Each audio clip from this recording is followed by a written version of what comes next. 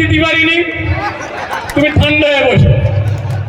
মাল যদি একটু বেশি দেওয়া যেত টাকা তোমার টিকিটটা পাকা পড়তে হতো।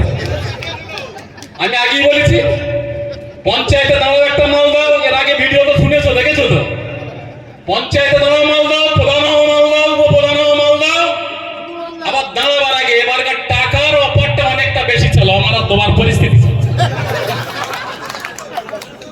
এবার আর তোমার পরিস্থিতি ছিল না। যদি বললো পঞ্চায়েতে দেবো 50 লাখ, তোর টিকিট ফাইনাল, বুঝতে পেরেছো?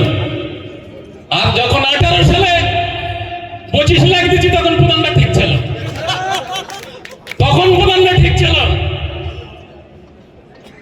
তুমি 26 বছর ধরে একটা অঞ্চলের নেতৃত্ব দিচ্ছি, 16 বছর পঞ্চায়েত চাল দিচ্ছে, আমার মতন লোকের তুমি মাইনাস করে দিচ্ছ। তোমার টাকার সাথে সম্পর্ক, তোমার লোকের সাথে সম্পর্ক নেই। একটা মিটিংয়ে ভোগালি টুয়ে যখন ডাক দিত মন্ত তার থেকে 10,000 লোক আমরা জমায়েত করে যেতাম যে কোনো মিটিং মিছিলি, ওরে বেচ কেড়ে গেলুম আমি, আমার কর্মীরা বেচ কেড়ে গেল। আমাদের মতো লোকেরকে মাইনাস করা হয়েছে, টাকার রপা ছাড়াও কিছু বোঝে না। তাই এই মালের যাই বলুক না কেন, যাই বলুক না কেন, ওই মালের কথায় কান দিও না।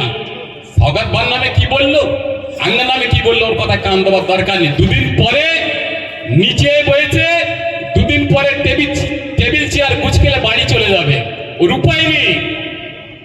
পঞ্চায়েত প্রধান, একটা প্রধানের ক্ষমতা কি, যদি মেম্বার আর সঞ্চালক যদি না থাকে তার প্রধান চালাতে পারবে না। একটা পঞ্চায়েত সমিতির যদি কর্মদক্ষ পঞ্চায়েত সমিতির মেম্বার যদি ইউনাইটেড থাকে, ওর কিচ্ছু করার ক্ষমতা নেই। তার ব্যবস্থা সৌগত ভাই করে দিয়েছে, তার ব্যবস্থা করে দিয়েছে। তুই ওখানে বসেই থাক, বসেই থাক। দুদিন পরে ওই টেবিল চেয়ার যে গাড়িতে করে এসেছে, ওই গাড়িতে তুলে বাড়ি যেতে হবে। এই হচ্ছে পরিস্থিতি আজকে। শেষ দেখো, একটু কথা বলি, সৌগত ভাই বলে শেষ করো।